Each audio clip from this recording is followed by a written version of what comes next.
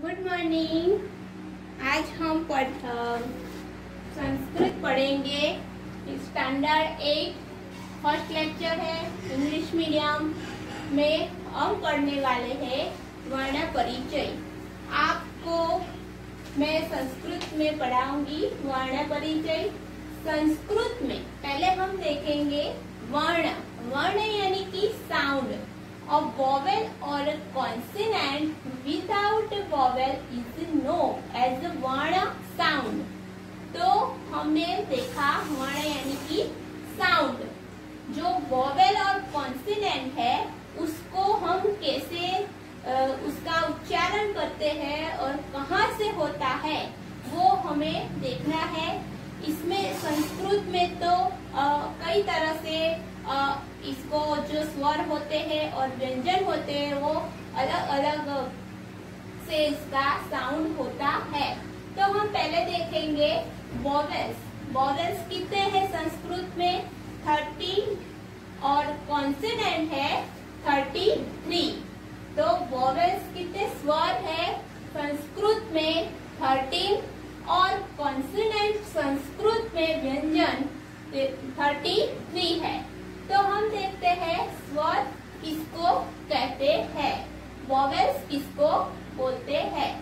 तो देखते हैं जिस वर्ण का उच्चारण किसी वर्ण के सहायता बिना होता है उसे हम स्वर कहते हैं, यानी कि वॉवेल्स कहते हैं।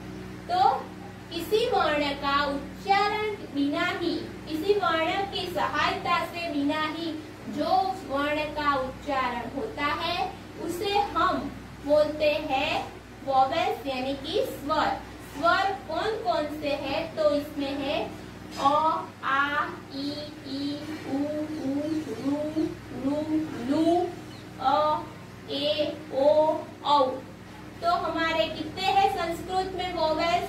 13। तो इसमें हमने देखा जो वर्ण है स्वर में जब आप बोलोगे उसका उच्चार करेंगे अ, तो अ के साथ किसी वर्ण का उच्चारण होता नहीं है। तो इसको क्या बोलते हैं? हम स्वर कहते हैं।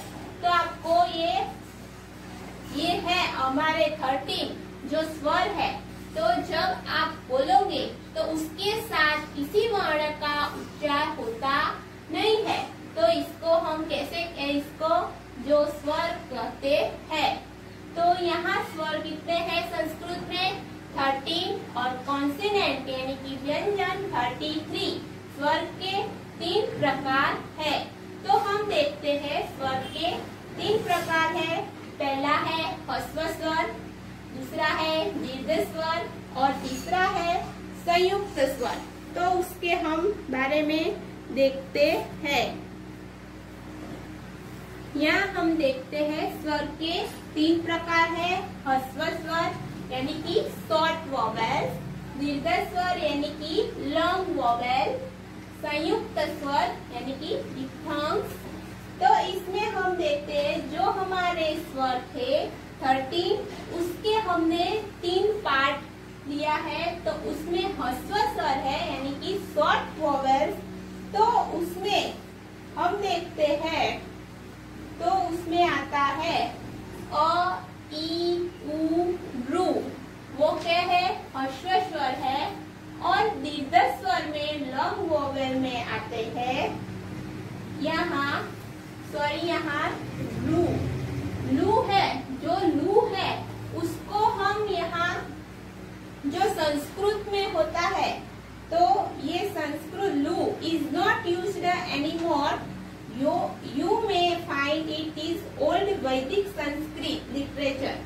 ये लू छे आ लू, ये लू होता है, ये संस्कृत की वैदिक जो संस्कृत लिटरेचर होता है उसी में से उसमें ही यूज होता है। हमें यहाँ किसी तरह के यूज होता नहीं है। तो यहाँ हम देखते हैं ह्रस्व स्वर यानी कि शॉर्ट वॉवेल्स में अ, ई, उ, रू और लू। इसको क्या बोलते हैं? जो लास्ट वाला है उसको लू। दीर्घ स्वर में आते हैं आ, ई, उ, रू। संयुक्त स्वर यानी कि ए, अ,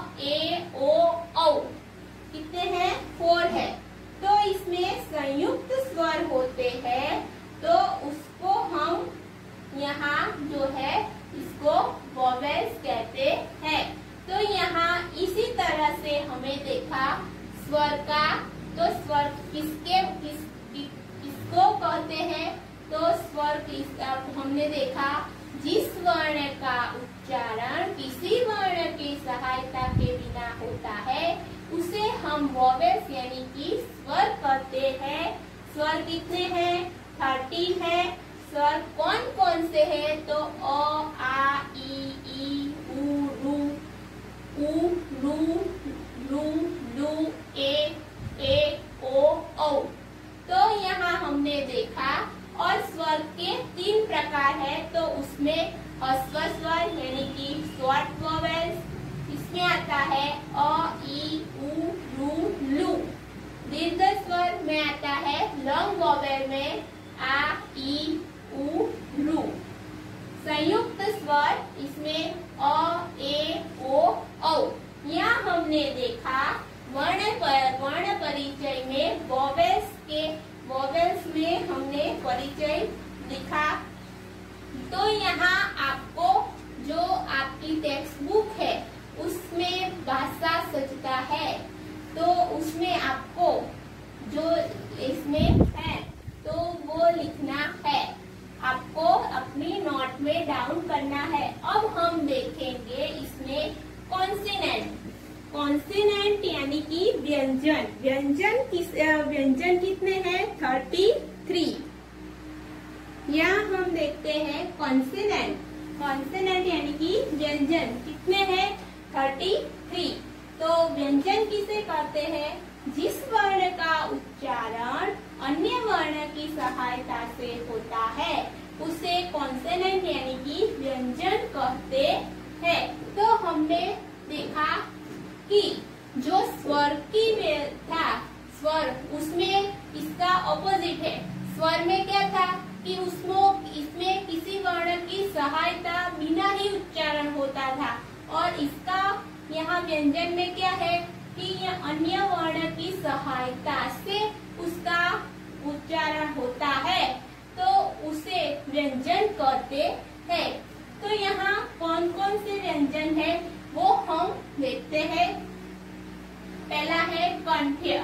कंठ्य यानी कि जो संस्कृत में यानी कि जो उच्चारण साउंड जहाँ से निकलता है हमारी बॉडी में यहाँ से, तो उसको हम यहाँ इस तरह से जो वर्ण का उच्चारण होता है इसी तरह से हमने यहाँ लिखा है और इसी तरह हम देखेंगे उसका। तो यहाँ कंठ्य यानी कि जिस वर्ण का उच्चारण कंठ में से होता है, यानी कि गले में से साउंड निकलता है ध्वनि, तो उसे हम बोलते हैं कंठ्य व्यंजन। तो उसमें कौन कौन से है? क, ख, ग और ग। जब आप इसका उच्चारण सही तरह अच्छे तरह करेंगे तब आपको मालूम होगा कि यह वर्ण का उच्चारण कहाँ से साउंड उसका निकलता है, वो आपको मालूम होगा। तो यहाँ है कंठ्य। तो कंठ्य में कहाँ निकलता है? कंठ से, यानी कि गले में से ध्वनि उत्पन्न होता है, तो उसे हम बोलते हैं कंठ्य व्यंजन। उसे कौन कौन से है? क, ख, ग और ग। दूसरा है तालव्य। तालव्य यानी कि तालु से, जो तालु होता है हमारे, उसमें से जो साउंड निकलता है उसे कहते हैं तालव्य। हम जब ये उच्चारण करेंगे च, छ, ज और ज, जब हम इसका उच्चारण करेंगे तब आपको मालूम होगा कि जो तालव्य यानी कि जो हमारी जीवा है उसके मध्य जो अग्र भाग है वो जो तालु को स्पर्श करता है, तब वहाँ से जो ध्वनि उत्पन्न होती है उसे हम बोलते हैं तालव्य व्यंजन। तो उसमें है च, छ, ज। तो तीसरा है मूर्धन्य। तो मूर्धन्य में आता है, मूर्धन्य यानी कि जिसका जो जीवा है उसका जो जीवा है तालु, मूर्धन्य यानी कि तालु और होठ के बीच से जो कठोर भाग होता है वहाँ से जो ध्वनि उत्पन्न उत्पन्न होता है उसे हम बोलते हैं मूर्धन्य। कहाँ से होता है, इसका साउंड कहाँ से निकलता है, जो हमारा तालू और होठ के बीच में जो कठोर भाग होता है वहां से जो ध्वनि उत्पन्न होता है उसे हम बोलते हैं मूर्धन्य व्यंजन। तो उसमें कौन से है, ट, ठ, ड, ढ। आप जब उच्चार करेंगे तब आपको मालूम होगा कि इसका ध्वनि कहाँ से निकलता है, इस वर्ण का, तब आपको पता चल जाएगा।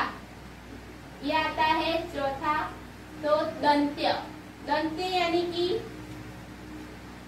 यानी कि जो हमारे अगर जो दांत है, दोनों दांत होते हैं, वहां से जो साउंड निकलता है, जो हमारी जीवा है, जीभ, वो हमारी दांत को स्पर्श करता है, स्पर्श करते हैं तब यहाँ से निकलता है साउंड, तो उसे हम बोलते हैं दंत्य व्यंजन।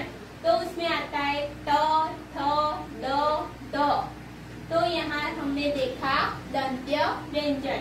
तो अब लास्ट में आता है ओष्ठ्य, यानी कि जो होठों से जो ध्वनि उत्पन्न होता है तो उसे हम कहते हैं ओष्ठ्य व्यंजन। तो उसमें आता है प, फ, ब, ब।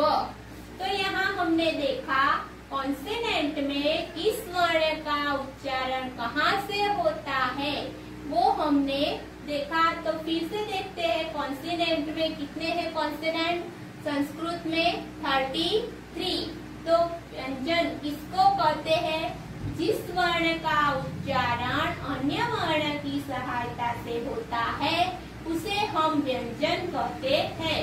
तो उसमें आता है कंठ्य। तो कंठ्य का क्या है, कंठ्य जो गले में से ध्वनि निकलता है उसे हम बोलते हैं कंठ्य व्यंजन। इसमें आता है क, ख, ग, ग। तालव्य, तालु से जो साउंड निकलता है यानी कि ध्वनि उत्पन्न होती है उसे हम तालव्य व्यंजन कहते हैं। तो इसमें आता है च, छ, ज, ज। मूर्धन्य, मूर्धन्य यानी कि जो तालु और होठों के बीच में जो कठोर भाग होता है वहां से जो ध्वनि उत्पन्न होता है उसे हम बोलते हैं मूर्धन्य व्यंजन। तो उसमें आता है ट, ठ, ड, ढ। दंत यानी कि जो हमारी जीवा है वो दांत को स्पर्श करके जो साउंड निकलता है उसे हम बोलते हैं दंत्य व्यंजन। तो उसमें आता है त, थ, द, द। ओष्ठ्य व्यंजन, जो हमारे होठों को, जो हम वर्ण का उच्चारण करते हैं तब हमारे होठों को जो स्पर्श होता है उसे होठों को स्पर्श करके जो ध्वनि उत्पन्न होता है उसे हम बोलते हैं ओष्ठ्य व्यंजन। तो उसमें आता है प, फ, ब, ब। तो यहाँ हमने देखा इस तरह। अब हम आगे देखेंगे, उसमें आता है कॉन्सोनेंट में ही आता है, उसमें